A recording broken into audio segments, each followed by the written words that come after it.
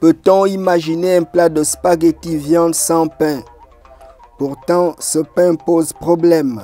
En 24 mois, 12 boulangeries ont disparu à Libreville, le Palmier Doré, Boulangerie Équatoriale, Moulin de Pélisson, la Cité des Ailes.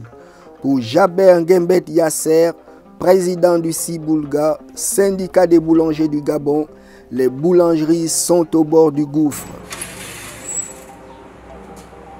De nos jours, depuis 2017, avec les augmentations des produits intrants à la fabrication de la baguette, entre le carburant, l'électricité, l'eau et la farine et ce qui suit. Mais le véritable problème, c'est qu'on les vit du jour au lendemain, l'augmentation du prix du carburant, l'augmentation du prix de la farine. Là, tout dernièrement, la SMAG avait annoncé encore une augmentation de 700 francs, alors que l'année dernière, ils avaient fait une augmentation de 750.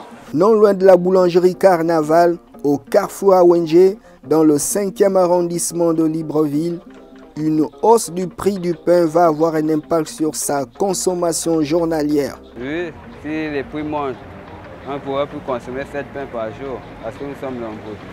Dans certains quartiers, il n'y a pas d'eau. On est obligé de louer les services des personnes qui vendent de l'eau dans le cubiténaire à 15 000 le mètre cube. Alors qu'à la SEG, le mètre cube, il est vendu à 450 francs. Et ça nous fait une perte énorme.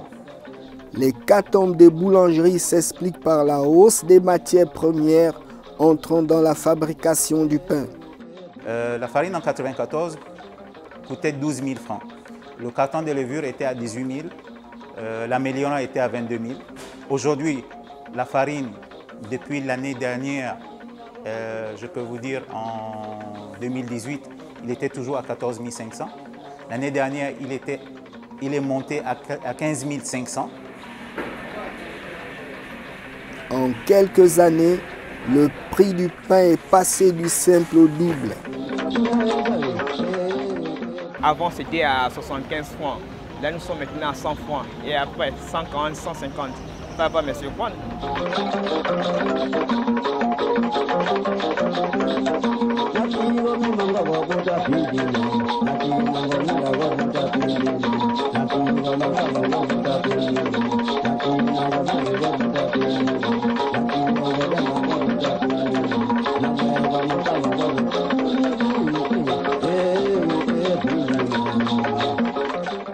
C'est qu'il y a des familles dans lesquelles ils ont du mal à joindre les deux bouts. Donc si avant je prenais à 100 francs, maintenant c'est à 150, j'aurais du mal. Maintenant si je prenais 5 pains ou bien 10 pains, j'aurais maintenant du mal à prendre 5 pains. Je suis obligé de prendre 2 pains maintenant. Les boulangeries qui font la livraison dans la capitale gabonaise se demandent encore ce qu'elles ont bien pu faire pour mériter un pareil sort. Et il y a d'autres boulangeries qui sont toujours dans la livraison, soucieux d'aller vers les clients qui sont dans les bas quartiers ou dans les arrière quartiers, comme Ndogo, comme Bel Air, tout ça.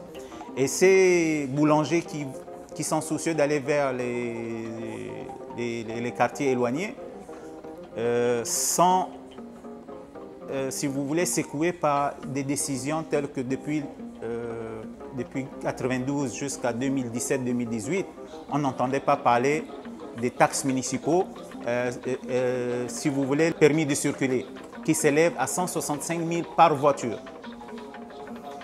Et il y a aussi l'expertise. Donc pour moi, quand je me suis renseigné avec certains responsables de la mairie, ils m'ont clairement dit que ces taxes sont réservées pour les TN, qui sont à usage domestique. Et je peux vous dire que nous, aujourd'hui, boulangers, on fait de la livraison bénévole, on offre nos services, le client n'est pas payé pour ça. Donc du moment que la mairie nous demande de payer 165 000 par voiture et éventuellement faire l'expertise alors qu'il y a déjà la visite technique qui est reconnue par le ministère des Transports. Et d'un autre côté, on a le ministère des Transports qui nous demande aussi la licence de transport. Donc voyez-vous que la licence de transport, elle est payée pour le transport de ce pain. D'un autre côté, 165 000 est payé aussi pour le transport de ce pain. Ça fait 2 visites techniques, 2 licences de transport. Quand je prends connaissance, je lis l'arrêté, le maire de la commune de Libreville autorise l'entreprise distribution bâtiment, en abrégé Indibat, numéro statistique tel, représenté par M. V. Jean-Claude, le gérant, ci-après dénommé le titulaire, à gérer les activités de régulation des chargements et déchargements des véhicules de transport de marchandises dans le 6e arrondissement. Non loin de la boulangerie Carnaval au Carrefour Awenge, la famille de Claire va réduire sa consommation de pain si son prix augmente. Bien sûr que ça nous choquerait, parce que la première denrée alimentaire sur terre, c'est le pain. Et si l'État venait à augmenter le pain, c'est pour tuer l'économie et ensuite fatiguer la population. Parce que de nos jours, actuellement, on considère même que 125 francs le pain, c'est trop. Et si le pain se réduisait jusqu'à 100 francs, là au moins la population serait soulagée. Mais là, si on parle au-delà de 125, à 125 on a un problème. Au-delà de 125, ça devient encore un gros problème pour la population. Entre contrôle, taxes, agréments, licences et les pressions psychologiques, les boulangers tentent de survivre. Pour un compteur de farine que je paye 1 550 000, il faut encore débourser 24 000 pour décharger devant chez moi. Et c'est moi qui entretiens devant chez moi. Je vais décharger 20 pains ou 25 pains qui font 3 300. Je dois payer 3 000 francs à la brigade de la mairie parce que je fais charger et décharger chaque boutique. Je dois payer 3 000 francs. À la cité d'Amas, pour ce consommateur insatiable de pain, c'est la résignation. Le pain, je ne peux pas m'en passer, peu importe le prix, même s'il monte à 200 forcément, je ne serai obligé de toujours essayer de le consommer.